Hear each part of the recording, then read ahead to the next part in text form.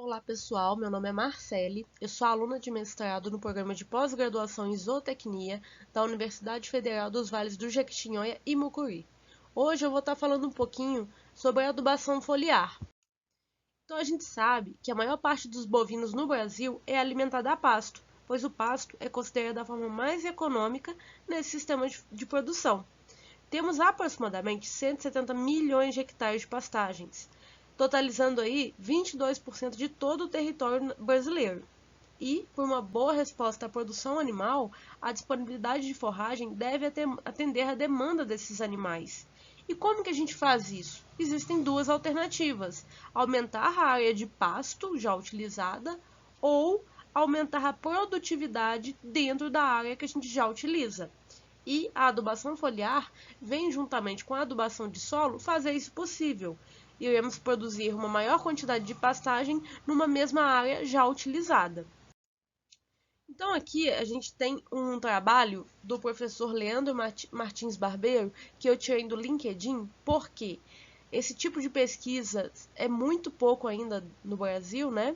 Eu tirei esse trabalho aí e vamos ver que um dos motivos de não ter tanta pesquisa dentro dessa área de adubação foliar pode ser pela dificuldade da folha em captar todo o nutriente após a pastagem desses animais, porque a gente sabe que plantas mais jovens vão absorver mais do que as plantas mais velhas, ou com algum tipo de dano foliar. Só que aí o professor Leandro Martins Barbeiro publicou essa pesquisa aí relacionada à adubação foliar. A gente vê aí que nessa tabela 1, ele vai mostrar uns resultados positivos por uso de adubação foliar na Braquiária brisanta, na cultivar Marandu. Podemos analisar que todos os tratamentos utilizando a adubação foliar tiveram melhores resultados do que a testemunha. E esse trabalho aí foi realizado no final da época das águas, aumentando então essa produção de forragem do capim na época entre transição águas e secas em 55%. Já nessa outra tabela aqui, ele veio com um projeto de pesquisa que foi testado a aplicação de 2 fertilizantes associado a aplicações de nitrogênio e biorreguladores. A gente pode analisar aqui a associação desses adubos foliares, tanto com o nitrogênio quanto com o biorregulador, trazem resultados superiores para a produção de forragem e também para a produção de folhas, que é outro ponto positivo na adubação foliar. Ela pode estar associada com outros fatores a fim de melhorar essa produção forrageira. Então, afinal, né? O que é a adubação foliar?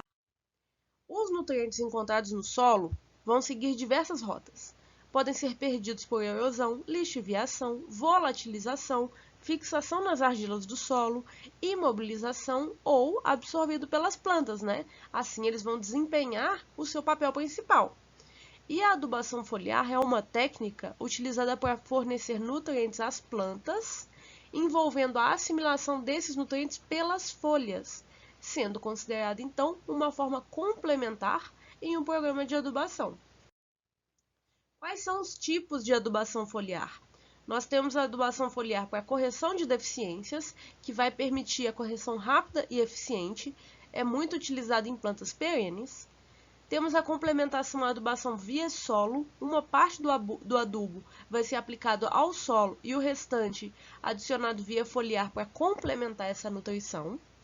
O suplemento à adubação via solo como um estimulante, que vai ser utilizado em plantas anuais ou perenes, vai ser a aplicação de pequenas doses às folhas durante o período vegetativo, aumentando então a disponibilidade desses nutrientes.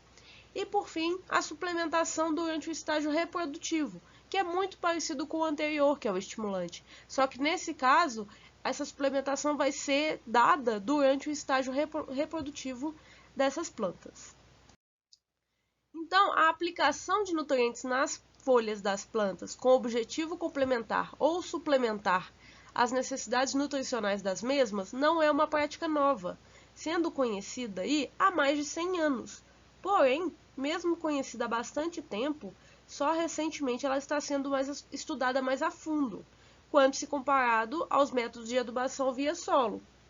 A adubação foliar vai consistir na aplicação de nutrientes através de pulverização, podendo ser realizada por meio de pulverizadores costais ou pulverizadores manuais, tratores ou aeronaves, sempre nas horas mais frescas do dia. O tipo de pulverização vai depender aí do tamanho da propriedade, do recurso financeiro que esse produtor vai ter. Então, é uma técnica que pode ser utilizada por todo tipo de produtor, sendo aí tanto do pequeno quanto do grande produtor. E como que vai funcionar essa adubação foliar?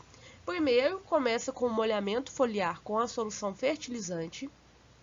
Após isso, a penetração dos nutrientes pela parede externa das células epidérmicas dessas folhas. Após isso, a entrada do nutriente na parede celular, a absorção dos nutrientes dentro dessa célula e, por fim, a distribuição do nutriente dentro das folhas e a sua translocação para toda a planta. Então, quais são os cuidados que a gente deve tomar aí quando for feita uma adubação foliar? Devemos verificar o pH e a alcalinidade da solução a ser aplicada, porque sabemos que cada tipo de forrageira tem um nível aí de pH ideal para absorver esses nutrientes. Devemos adubar nos momentos mais frescos do dia, assim como a adubação via solo, né? Ter um cuidado aí quando for utilizar adubo mais pesticida e fungicida, porque dependendo do tipo de pesticida ou fungicida, eles podem estar atrapalhando a eficácia dessa adubação foliar.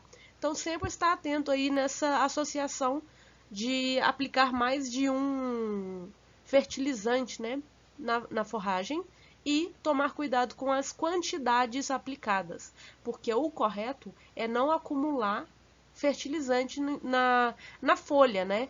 Então, por isso a pulverização tem que ser bem feita, porque se acumular quantidades exageradas de fertilizante, com a radiação solar, esse fertilizante pode provocar queimadura nas folhas.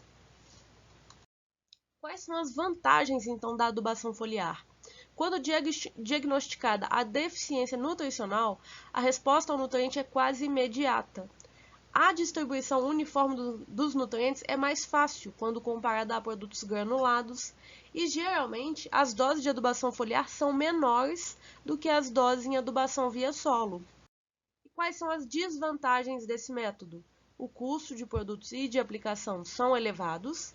Em uso de concentrações em excesso ou produtos mal formulados, pode ocorrer queimadura nas folhas ou nos brotos, além de que, em concentrações em excesso ou quando um produto foi mal formulado, a gente vai estar perdendo aí, né, essa solução que a gente está aplicando, a gente vai estar perdendo dinheiro aí. Então tem que formular corretamente, tem que aplicar corretamente aí essa pulverização nas plantas. Vai haver a necessidade de várias aplicações, porque, como dando um exemplo aí, o boro, ele tem a necessidade de mais de uma aplicação. Por quê? Ele tem um baixo efeito residual aí na fertilização. Então, como considerações finais, a gente tem que a decisão de implementar novas tecnologias nos sistemas de produção devem ser planejadas, pois existe um certo investimento. E mesmo ainda pouco estudada, a adubação foliar vem como uma prática complementar à adubação do solo. A gente não vai deixar a adubação do solo de lado, né? Vamos complementar com a adubação foliar. E assim como a adubação do solo deve ser feita nos momentos mais frescos do dia, porque ocorre rápida evaporação da solução nutritiva. E o entendimento de como ocorre essa absorção dos nutrientes é de suma importância, porque aí a gente vai ter um bom resultado nessa adubação. Pessoal, então é isso. Muito obrigada pela atenção. Espero que essa mini apresentação aí tenha despertado uma curiosidade aí para vocês buscarem mais informações sobre a adubação foliar.